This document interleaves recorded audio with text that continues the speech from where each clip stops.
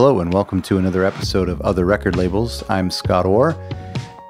Today is an exciting episode because it's our first Canadian record label. Paperbag Records are out of Toronto, and this podcast is out of Canada, and so this is great to have our first Canadian label. I'm excited to talk to them. But first, I want to talk about two things. Number one, thank you for listening. Thank you for downloading. The downloads have been consistent and have been growing, and I'm excited to see that, and I appreciate it. And there's no plan to stop episodes, so please subscribe. You can get us on TuneIn or Apple Podcasts, YouTube's, Stitcher, I think is another one. However you listen, please subscribe. Please share with other friends if you can on social media and with other folks in the industry. I really appreciate that. If you have a question or a suggestion, you can email me at podcast@otherrecordlabels.com. And if you have emailed me and I haven't responded, I will. I promise. I'm sorry. I'm terrible at that. The other thing is I have to thank our sponsor, Work Hard, Playlist Hard. This is an interesting thing. It's sponsorship is a loose word, but it's basically we've kind of partnered with them to share their ebook, and you can get their ebook at ebook.otherrecordlabels.com. And it's an ebook about demystifying the world of streaming and streaming playlists on streaming platforms. And it's a great book. I've read it and I found it to be very helpful. They're also like a really great company when it comes to curating playlists, and they're quite large. And they're the other interesting thing about them is just yesterday, from when this is being recorded, Spotify announced the option to submit upcoming unreleased songs to their playlist curators directly. And that's a new thing, and that's a huge thing. I'm really excited to see what happens with that. And I found out about that through Work Hard, Playlist Hard, through their social media. So they're just a playlist individual and a person who is really interested in playlists and has a lot of information. You can get their ebook at ebook.otherrecordlabels.com and use the coupon code OTHER for 10% off. If you do that, it's great. It helps us a lot. Much appreciated. But it's a good book too, regardless if it helps us or not. The book has helped me. Canadian label Paperbag Records is home to Born Ruffians, The Deers, Map Of, Sam Roberts Band, The Acorn, Young Rival, Post Data, and tons of other great bands. And we're lucky enough to have Noah chat with us. Thanks so much for doing this. You're in Toronto right now? I'm in Toronto, yeah. Yeah, and things are going well? Things are great, yeah. That's good. Keeping busy. You guys seem really busy. I've been following you on social for quite a bit the last couple of years, and I noticed like a lot of big releases coming from you guys all the time and in quick succession. Like, what's going on over there? Where do you get the energy for all this? Well, we're a small but mighty team, and I think, just like it's whenever good things come across our desk, or whenever there's artists we work with that have new records, we're always keen to come up with the release plan as soon as possible, and then more often than not, they all kind of fall around the same time. So we just hit the ground running, kind of 365 days a year. I think that I'm just kind of curious. I'm going off for a sec, but if you hear someone you like, I mean, what is that process like? Is that somebody will send you something? Is it a referral from a friend or seeing someone at a show? And then answer that question. Go ahead. Well, I was just going to say that, it's actually a question that comes up a lot with, new artists that are wondering how to get signed to a label. Yeah. And I would say in our time, in my time at Paperbag anyway, we've never once signed an artist from say a cold call or a cold email. Right. It's always based on kind of, webs of relationships in a lot of ways. So we've got people whose taste we really respect who send us stuff that they've kind of, vetted. So it comes in a lot of ways. Or it can be somebody that one of us in the office is really excited about, and then we bring it to the larger team. So in general, I would say the way we tend to sign new artists is through recommendations, or in a couple cases I can think of, we just found things online and then reached out to the artist directly. Oh, cool. Okay, that's cool. Yeah, that is a big question. And I mean, it's something I've asked a lot of labels too that I've talked to.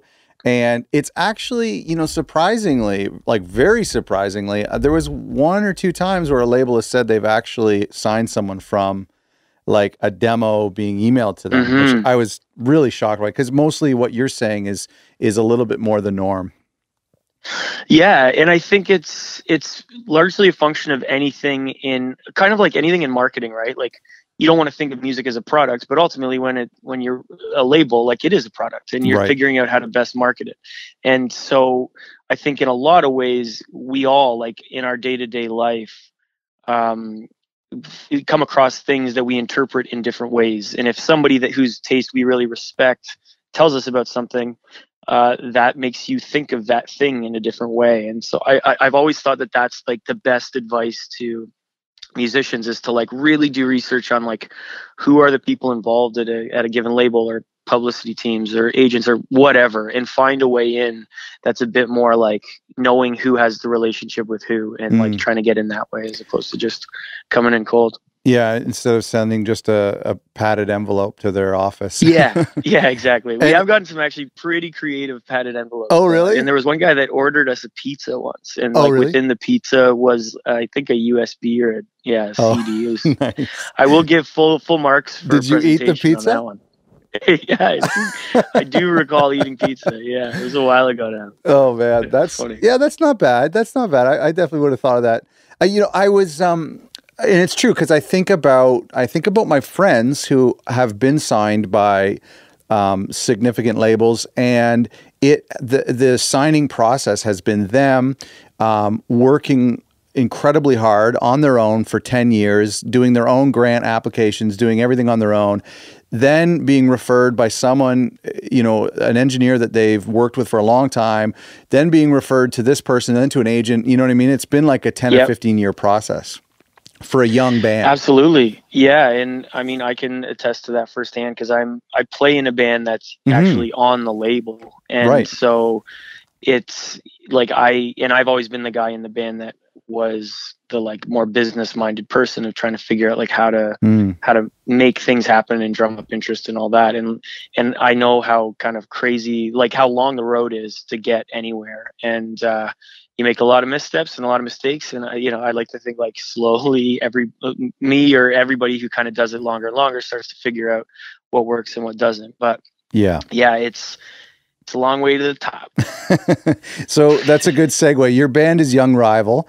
You guys are originally from Hamilton, right? Or you're originally from Hamilton? We are. That's awesome. Yeah, we're all in. The other two guys are still there, and I'm in Toronto. Yeah. So, you guys are very well loved here in Canada. I'm genuinely curious though, like how and when the label came to be. Yeah, so when our involvement with the label came to be, or how did Paper Bag? Is that something you started, or how did it come to be, and how did you get involved? with it? So yeah, Paper Bag was started. It was founded actually 16 years ago now by Trevor LaRock, and so he's still the owner and president of the company. And it actually some of the first releases on the label were Broken Social Scenes, You Forgot It in People, and the first Stars record as well. So, and then from there, kind of like Tokyo Police Club, the RAA, Born Ruffians, like a lot of extra.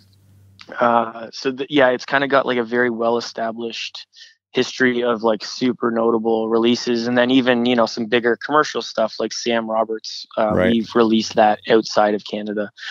So the label, it kind of came about at the time when there was that like real burgeoning, when indie music, I guess, was starting to like hit the like wider commercial audience. And Paper Bag was definitely one of those labels that was trying to work with artists that were just doing really cool stuff. And it kind of all turned into this massive scene from everybody's individual efforts. How did you get involved? So I guess the abbreviated story would be there's the publicist that Paper Bag has. His name's Daryl Weeks, and his company's called Stage Fright Publicity. And I've known Daryl for I guess almost maybe even like 10 years, maybe more than that. Wow. And he used to work publicity for Young Rival before we were even that. We were called The Ride Theory. And so he had done a bunch of stuff with us when I think I met him through the Sadies because we were touring with the Sadies. And, you know, fast forward like 8 years or maybe 6 or 7 years from the time we had worked with him, we kind of reconnected and I was talking to him about some Young Rival stuff. And then I got him the music and he really started to go to bat on our behalf at Paper Bag. And so that, again, it kind of ties back to like when I think back on, and that's inevitable, that eventually is what got assigned to the label. And then from that relationship, I was starting to do more artist management, things like that outside of the band. And I became part of the, like, working at Paper Bag through that as well. So it does go back to this idea that, you know, Daryl, I really have to thank for both like getting my band signed and kind of like figuring out a certain trajectory of my like other non-music career. Yeah. Which has been interesting. So yeah, it's kind of, it all goes back to Daryl and then the relationships that built from there. The band has been successful and the label is successful. Do you prefer one over the other? I think, you know, I go back and forth on this because I feel like they're different. You know, it's kind of like a different itch to scratch, right? to put it plainly. Like there's I do think like Young Rival's been fairly inactive for the last like year or so. Okay. And that break has been kind of nice. And I think it's given me like a real opportunity to be more fully part of the industry side in a lot of ways. And that's been really cool. But at the same time, I'm like really, I still love playing and I'm like kind of more ready to write another record than I've been in years and years. And because I think we were getting worn down to a certain degree, where things were like going well, but we felt almost like we hit a bit of a plateau, or that it wasn't being as fulfilling as when we initially started the band. So taking a bit of time off and getting a bit of critical distance has been really great. And Aaron Zalesio, the lead singer, he's also like, I manage him and he's on this label. So we all still like work super, super closely, but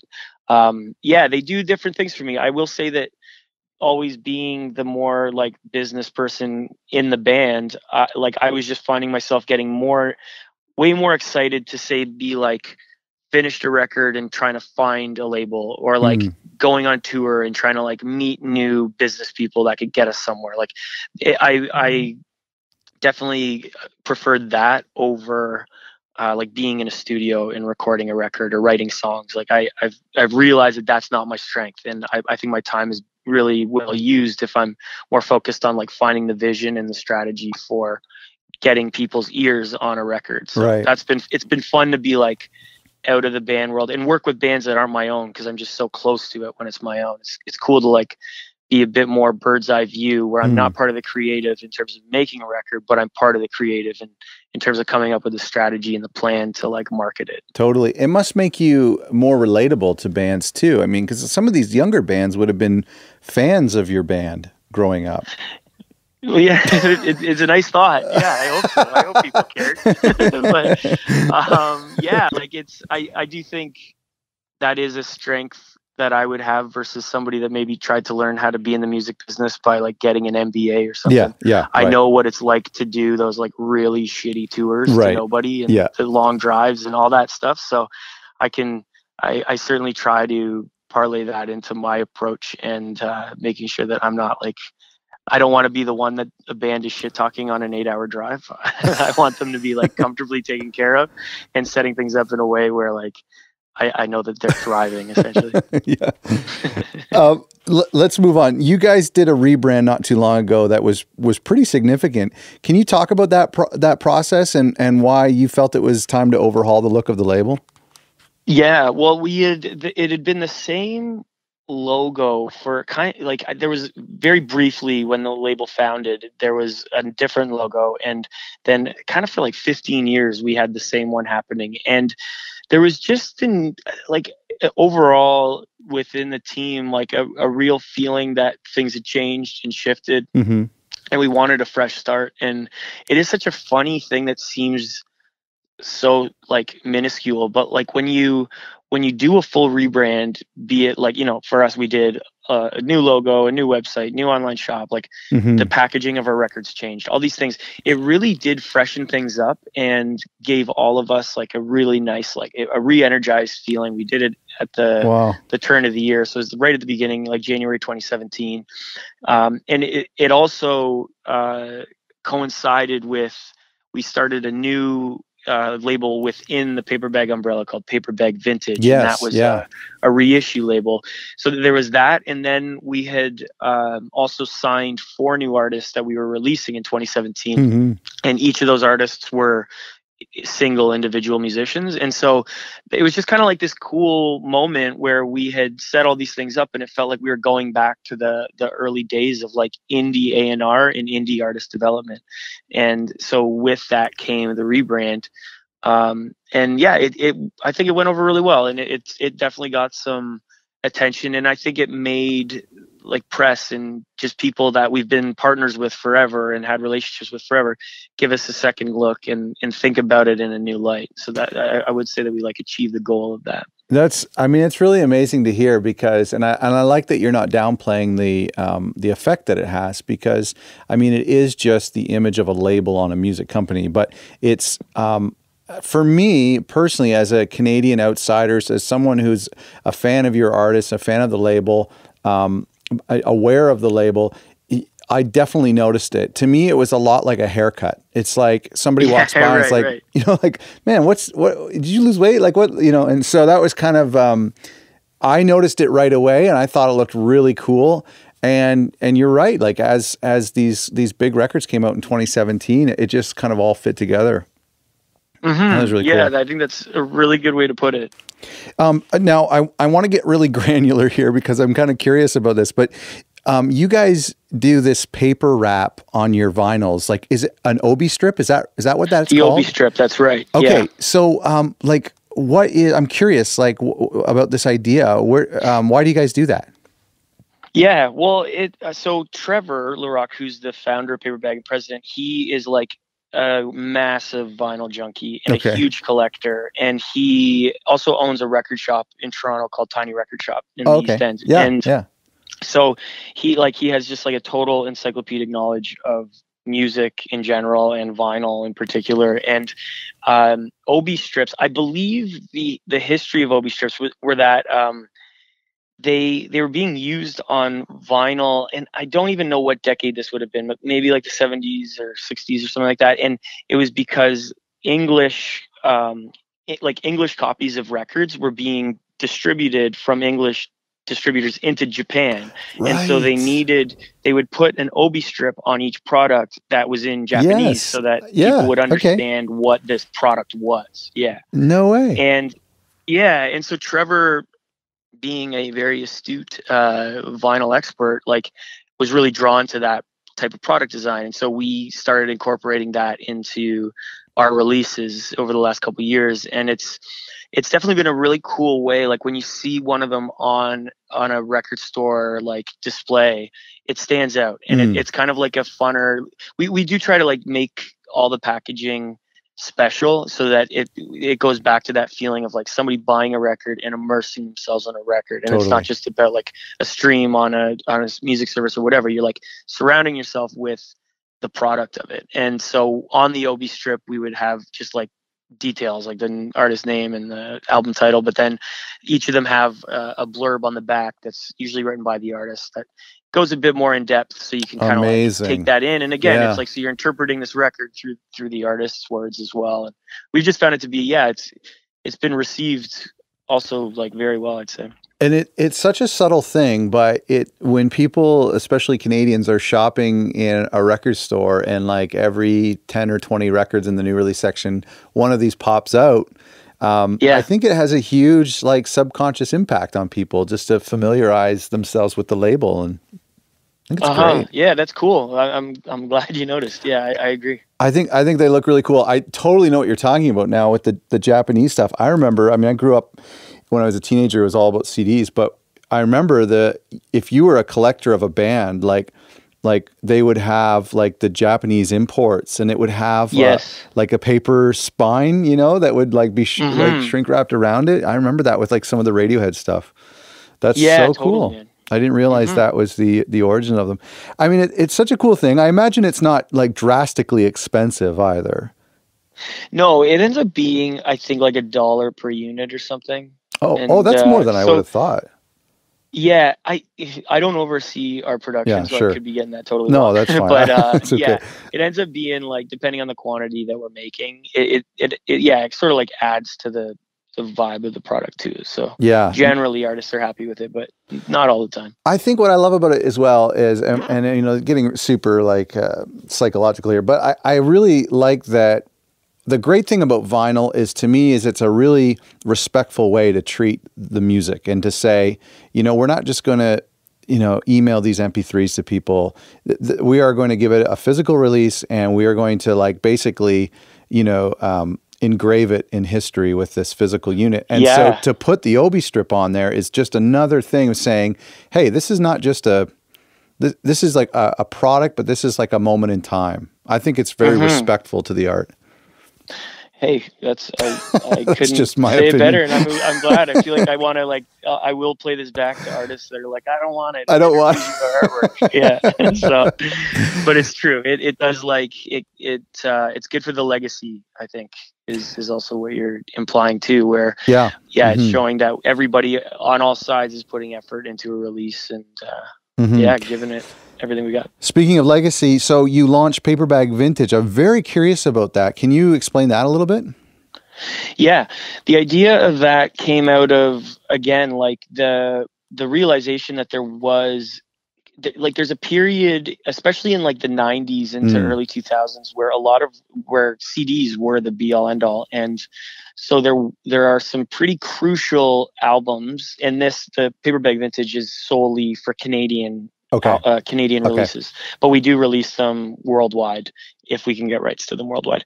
But we wanted to, the goal of the series is to have like a really carefully curated collection of Canadian only releases that have either never been pressed to vinyl or have been out of print for a long time.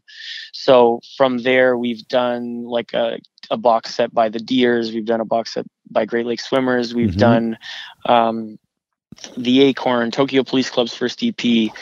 We're working on some other stuff with Russian futurists. And so, there's been like, I believe we've done, I want to say like 12 or 13 albums within the last year-ish. And so it's been a lot of fun. And I'd say it's also been a cool imprint because it's an activity that we can do where we're like building bridges with other labels and distributors and artists and managers that aren't, because you don't have to be on Paper Bag to do it. Right. So okay. I was curious about that. We can license a title from another label, but put it out through our Paper Bag Vintage imprint. Why? Because the way like the deals we work out are like super artist friendly, where we're not asking for any right to the masters. We're only asking to do like a very limited edition one-off pressing, and like most of the pressings we do are only like 300 to 500 copies. So the goal is to like sell them out right away. And why aren't the labels doing it themselves?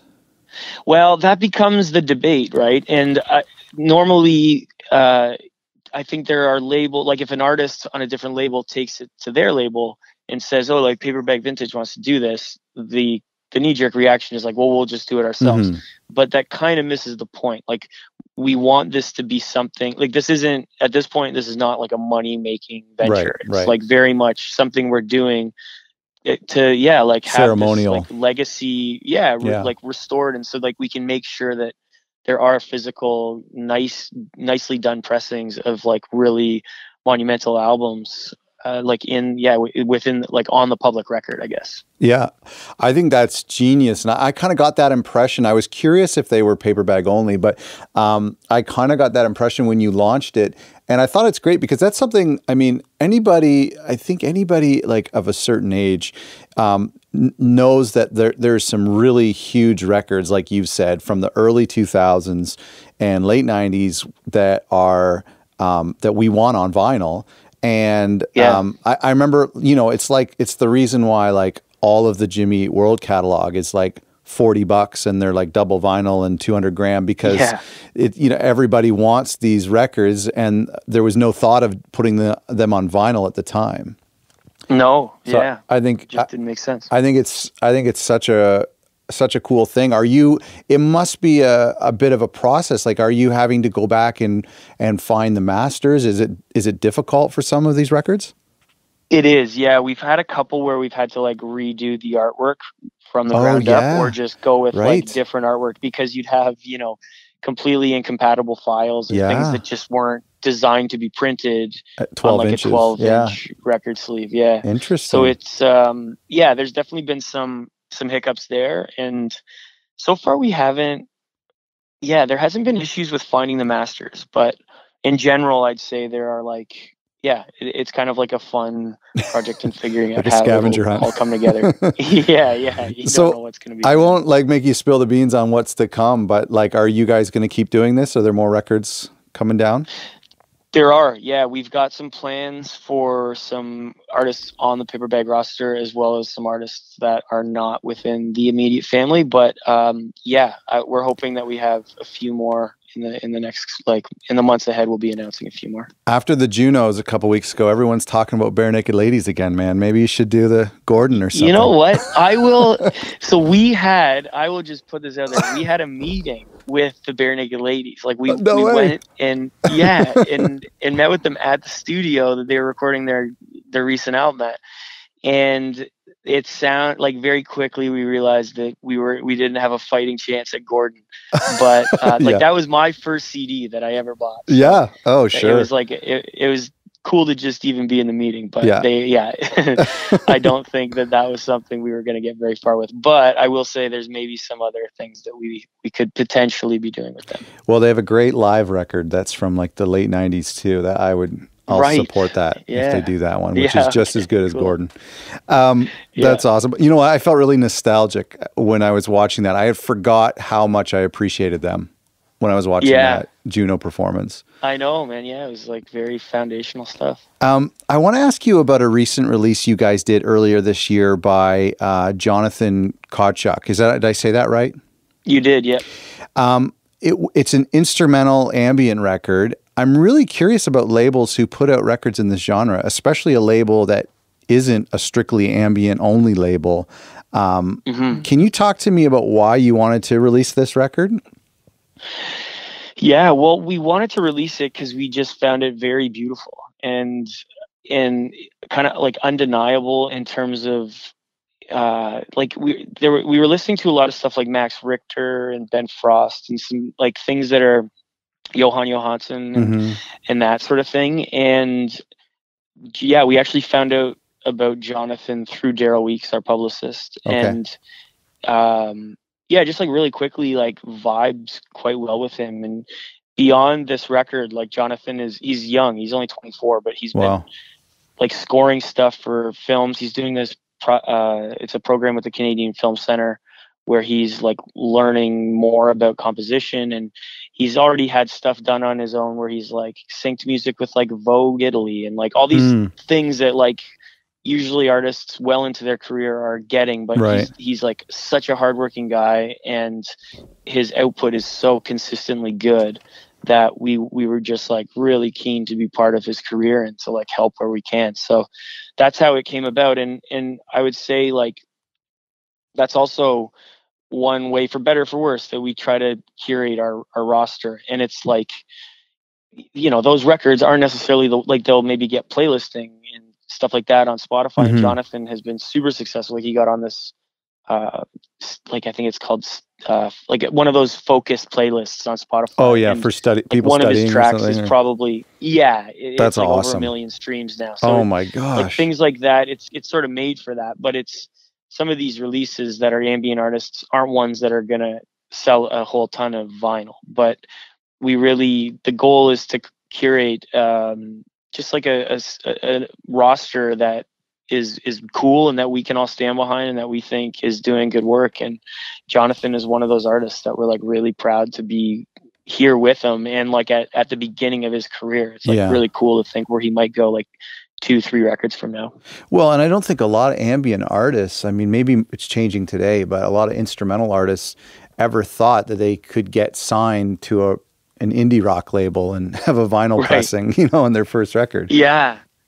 Yeah, it's true. So I think that's amazing. And I think, I've been thinking a lot about ambient music and experimental music because, and we've done a little bit of it in the past year, but what I think is kind of cool is with, with the streaming that's happening, and kind of back in the day, people used to spend like $10 on an album, and they really had to think through that process of buying a record because they only had so much money to spend. Whereas today, when you spend $10 and you get every record, I feel like it opens people up more to listen to those playlists that Jonathan are on, and to explore more music because it's essentially the same price for them. It's true. Yeah. And it also just happens to be music that works really well within the streaming platforms. Right. Yeah. Yeah, absolutely. Yeah. I mean, I got into a lot of the stuff from Erased Tapes through streaming just because, I could just click through to Olafur or Neil's stuff and just keep listening to everything that they've done. Because, how would I have ever found out or got access to those CDs or records years ago? Totally. But I think it's great because it's, there's not necessarily like you weren't expecting it to go to the top of the charts or anything. But I think it's a great thing. I mean, we've talked a lot on this podcast about genres and how they've been disappearing and becoming less relevant to listeners. Does Paperbag have like a sonic fingerprint in your mind? Is there like a thread between your bands? It's a good question because we don't work things like we don't have an R&B artist or like a rap artist or anything like that. So I would say like most of what we do is within indie rock, whatever that means, or just like, I guess it raises, like a larger question of like what is indie and what is not. Like we just put out a Yamantaka Sonic Titan record that it shreds like the best of them in terms of metal music, but it also still has it straddles this line between metal and indie, and but it's like a truly cool and interesting piece of work, so I don't know. I would say that we in general do mostly indie sounding stuff, but have certainly branched out into more like ambient music, into more like we've got some folk artists that I wouldn't consider indie folk. Like it's a bit all, like it's not all over the place, but there's enough varied like there's varied artists in there so that it becomes a bit more dynamic. Was this Jonathan thing an experiment? Will you guys be doing more ambient instrumental stuff?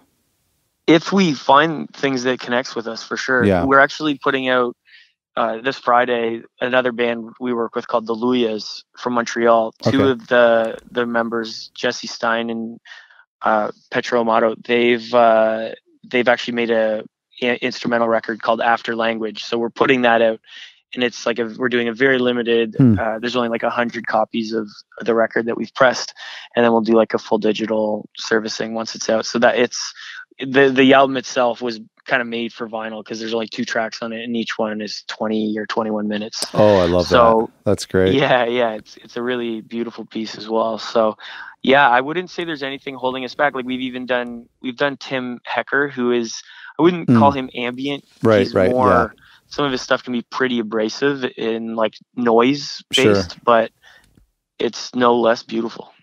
I don't want to get too technical here, but did I read that that Jonathan he played back the final mixes in the woods and recorded them outdoors? Is that true? Yeah, it is. So the album is called North, and it's in part because the bulk of the tracking was done in all sorts of different northern locations, like in northern Alberta, and then like Iceland, and like a few different places in Europe. And then he ended up going to this forest. It's like a national forest in Norway, I believe. And he broadcast the record, and then he made a recording of that, and that version is what you hear on the album, because in his mind he wanted the conversation with the North to be a two-way street. So he really wanted his kind of interpretations and feel for it to be mixed with the actual environment, like an actual Northern environment, to really like paint the right picture. That's amazing. I want to go back and listen to it with headphones to hear that. Yeah, it's a great headphones record. You guys, I won't take too much more of your time, but you guys have like we mentioned, a consistent release schedule of releases lately. One of the questions I have for any label really is looking back at releases from last fall that are barely a year old, but in the minds of pop culture, they're ancient, you know. What can a label do to breathe life into a record that is still undiscovered by most of the world, but is completely old news to blogs and even maybe internally for you guys looking at what's next? Yeah, I would say the biggest thing you can do is leverage the power and influence in relationships you have at streaming services, because streaming to me has really created the potential, not the guarantee, but the potential of extending a record, like a record's life cycle. Wow. Good point. And so what I would say is I agree 100%. There can really be this feeling that when you're so much of the effort that a label does is that setup period where you're kind of getting all the assets, you're getting people excited about it, you're trying to like just spur interest among your partners and your publicists and press and distributors and everything.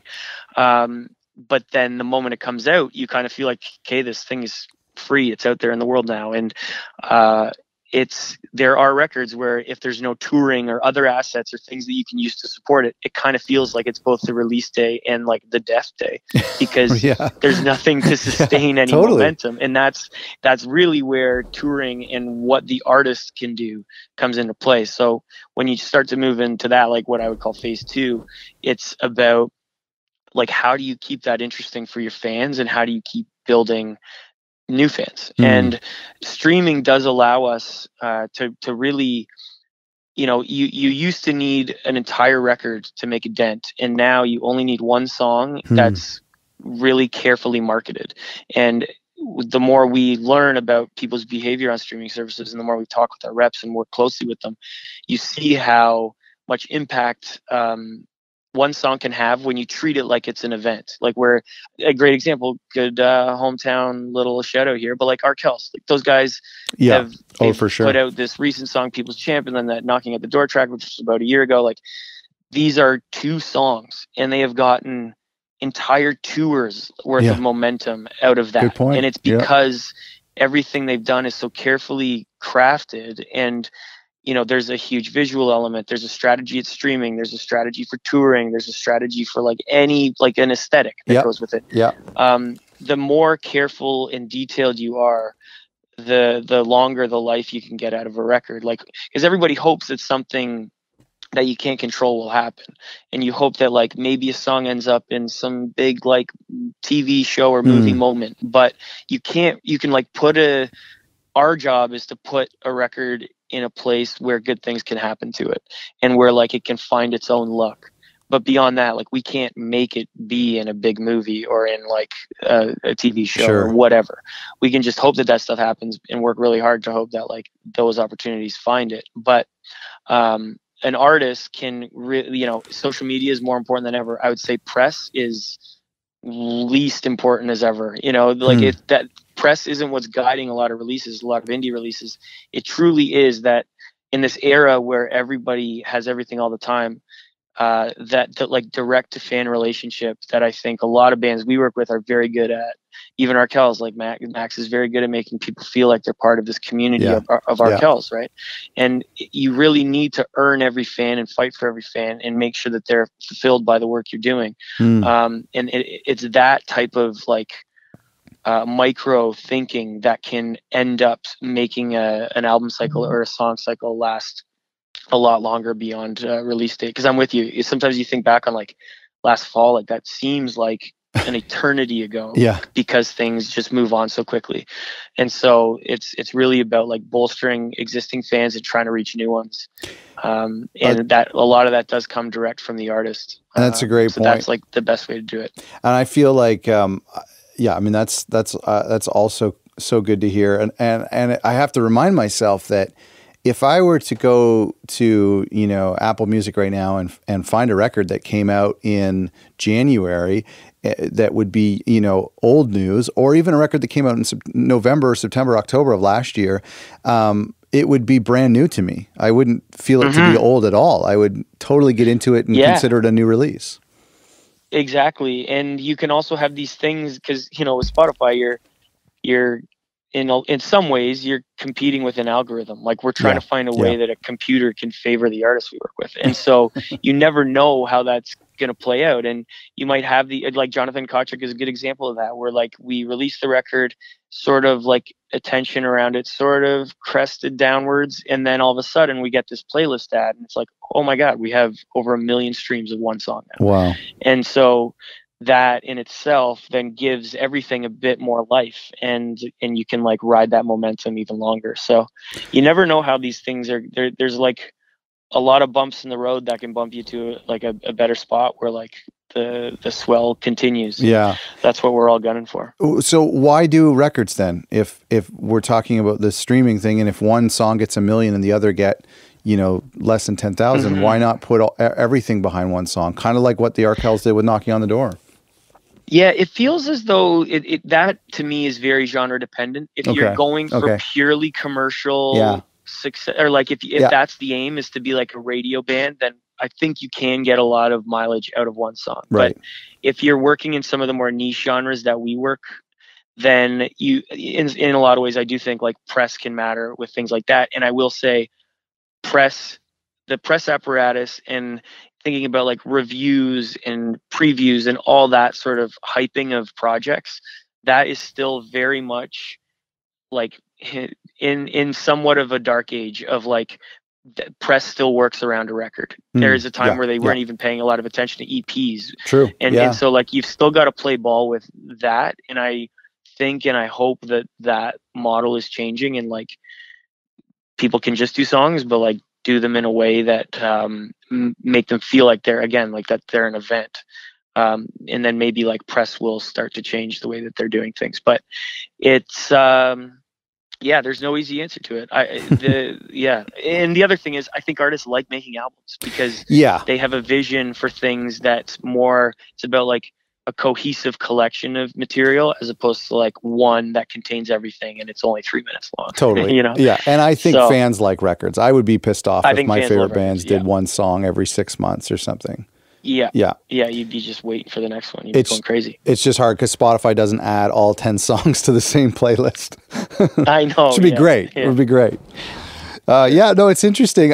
You know, embarrassingly, you're the first Canadian label we've talked to on this show. We've done about 10 or 11, and here we are about 30 minutes away from each other. Do you like running a label in Canada, or do you think things would be easier in a larger market like the US? I do. I really like being part of a Canadian label that has an international reach, because now more than ever with the way that streaming works and marketing works, you don't need to have people on the ground necessarily in all sorts of different countries. So we spend a lot of time as a label. We did like a month in New York in November, and we're going to LA. Like we're in the US a lot. We go to the UK and Europe a couple times at least a year. So it's nice to have the foothold and support Canada and like try our best to export Canadian artists. But at the same time, like sometimes you feel a bit of a limitation because you're not in these other places, but you just, you treat those places properly and you go there and you build relationships and make friends, and good things happen. That's awesome. Thanks for doing this, man. I really appreciate it. Thank you. Yeah, it's been fun chatting. You got a great label. I love watching you guys. I love, you're definitely come to this place where I know when you announce a new record, it's like, I'm going to like this record, and cool. You can just automatically add it to the library. Oh, appreciate that. Thanks so much. And thank you for listening. Please check us out on otherrecordlabels.com. Subscribe to the podcast. Also, don't forget to check out Paperbag Records and Paperbag Vintage. You can find them at paperbagrecords.com. And of course, your local independent record store probably has their records as well. So make sure you pick a record up today from Paperbag. Also, please check out our sponsor at ebooks.otherrecordlabels.com for a great ebook on the world of playlisting. And use the coupon code OTHER for 10% off. Thanks for listening.